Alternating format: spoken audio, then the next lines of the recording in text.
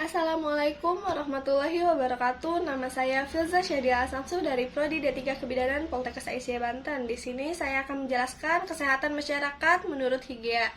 Dalam membicarakan ilmu kesehatan masyarakat, yang perlu dikenal adalah dua tokoh mitologi Yunani ini, yaitu Asklepios dan Hygieia. Asklepios ini dikenal melakukan pengobatan penyakit setelah penyakit tersebut terjadi pada seseorang. Artinya, tokoh ini lebih mengutamakan pengobatan atau kuratif. Sedangkan Hygieia lebih menganjurkan kepada pengikutnya dalam pendekatan masalah melalui hidup seimbang. Apa itu hidup seimbang? Jadi menghindari makanan atau minuman yang beracun atau makan makanan yang bergizi, cukup istirahat dan melakukan olahraga. Hygieia lebih menganjurkan melakukan upaya-upaya alamiah untuk menyembuhkan penyakit. Tokoh ini mengutamakan tindakan preventif atau pencegahan penyakit berdasarkan cerita mitos Yunani. Asklepios dan Hygieia muncul dua aliran atau pendekatan dalam menangani masalah-masalah kesehatan. Di sini saya akan menjelaskan pengertian kesehatan masyarakat menurut Maslow 1920 bahwa kesehatan masyarakat atau public health adalah ilmu dan seni. Yang pertama yaitu mencegah penyakit, yang kedua memperpanjang hidup, yang ketiga meningkatkan kesehatan melalui usaha-usaha kesehatan, yang keempat membicarakan mengenai kesehatan masyarakat. Dan pasti ini tidak terlepas dari tokoh mitologi Yunani, yaitu Asklepios dan Hygieia berdasarkan cerita mitos Yunani tersebut. Asklepios disebut sebagai seorang dokter pertama yang tampan dan pandai, dapat mengobati penyakit dan bahkan melakukan bedah-bedah berdasarkan prosedur-prosedur tertentu dengan baik. Sedangkan Hygieia, seorang asisten yang kemudian diceritakan sebagai istrinya, juga melakukan upaya-upaya kesehatan. Perbedaan antara Asklepios dan Hygieia dalam pendekatan atau penanganan masalah kesehatan adalah sebagai berikut. Asklepios melakukan pendekatan atau pengobatan penyakit setelah penyakit tersebut terjadi pada seseorang, sedangkan Hygieia mengajarkan kepada pengikutnya dalam pendekatan kesehatan melalui hidup seimbang. Apa sih hidup seimbang itu? Yaitu menghindari makanan atau minuman yang beracun, makan makanan yang bergizi, cukupin istirahat, dan melakukan olahraga. Apabila orang sudah jatuh sakit, Hygieia lebih menganjurkan melakukan upaya-upaya alamiah untuk menyembuhkan penyakit tersebut. Antara lain, lebih baik memperkuat tubuhnya dengan makanan yang baik daripada dengan pengobatan atau pembedahan. Dari cerita mitos Yunani, Asklepios dan Hygieia tersebut akhirnya muncul dua aliran atau pendekatan dalam menangani masalah kesehatan. Kelompok atau aliran pertama cenderung menunggu terjadinya penyakit atau setelah penyakit, yang selanjutnya disebut pendekatan kuratif atau pengobatan.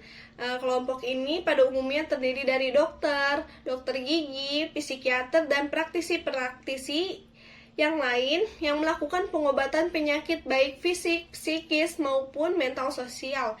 Sedangkan kelompok yang kedua ini, seperti halnya Hygieia, cenderung melakukan upaya-upaya pencegahan penyakit dan meningkatkan kesehatan atau promosi sebelum terjadinya penyakit. Ke dalam kelompok ini termasuk para petugas kesehatan masyarakat, lulusan-lulusan sekolah atau institusi kesehatan masyarakat dari berbagai jenjang, yaitu sebagai mahasiswa kesehatan masyarakat. Kita memiliki pasien atau sasaran utama yang luas, yaitu masyarakat sekitar kita, masalah-masalah yang muncul yang mengenai, sehingga kontribusi kita sebagai mahasiswa kesehatan masyarakat dapat ditanamkan kepada masyarakat melalui usaha-usaha, sehingga berbuah kesehatan yang dapat dipetik dan dirasakan bagi setiap orang. Salah satu contoh kontribusi kita adalah dengan memperbaiki sanitasi lingkungan masyarakat. Lingkungan adalah yang berada di sekitar kita. Menetap pada lingkungan kesehatan akan dipengaruhi oleh kualitas sanitasi lingkungan di mana manusia itu berada. Hal ini dikarenakan banyak penyakit yang bersumber dari buruknya kualitas sanitasi lingkungan. Misalnya, ketersediaan air bersih atau suatu daerah akan mempengaruhi derajat kesehatan karena air merupakan kebutuhan pokok manusia dan manusia selalu berinteraksi dengan air dalam kehidupannya. Kontribusi lainnya adalah melalui pendidikan atau penyuluhan kepada masyarakat. Ilmu yang telah kita dapatkan harus kita berikan kepada masyarakat nantinya. Kita harus bisa menjelaskan kepada masyarakat mengenai bagaimana cara hidup sehat. Hidup sehat adalah pilar utama bagi manusia untuk menjalani aktivitas. Bayangkan saja jika kita tidak sehat, tentunya kita akan merasa sulit untuk beraktivitas. Misalnya, kita bisa mengajarkan lifestyle, sebab hidup individu atau masyarakat sangat dipengaruhi derajat kesehatan. Contohnya dalam masyarakat, transisi dari masyarakat tradisional menuju masyarakat modern akan terjadi perubahan gaya hidup pada masyarakat tersebut. Misalnya pada masyarakat tradisional di mana sarana transportasi masih sangat minim, maka masyarakat terbiasa berjalan kaki dalam beraktivitas, senantiasa mempergerakkan anggota tubuhnya atau berolahraga. Tapi, jika pada masyarakat modern di mana sarana transportasi sudah semakin maju, maka individu atau masyarakat terbiasa beraktivitas menggunakan transportasi sehingga jarang sekali mempergerakkan anggota tubuhnya. Kondisi ini dapat beresiko mengakibatkan obesitas pada masyarakat modern karena kurangnya olahraga dan ditambah lagi mengonsumsi makanan-makanan cepat saji. Itu, sarjana kesehatan masyarakat harus peka terhadap perubahan pola perilaku kesehatan yang ada di masyarakat kita. Tentu saja kita tidak mau memiliki masyarakat dengan status yang tidak sehat, sebab bila masyarakat saja tidak sehat, maka mau jadi apa bangsa ini? Selanjutnya kita membicarakan mengenai masalah gizi di Indonesia. Akhir-akhir ini kita sering terdengar kabar mengenai masalah gizi buruk di Indonesia. Gizi buruk biasanya dialami oleh masyarakat yang kurang berkecukupan untuk segi ekonomi, sehingga saat mereka lapar, hanya mengutamakan bagaimana rasa lapar itu hilang tanpa memperhatikan baik buruknya kandungan nutrisi makanan tersebut. Ingatlah, apa yang kita makan, maka itulah yang akan menggambarkan kondisi kita. Jika kita memakan karbohidrat yang mengandung energi, maka berenergilah kita.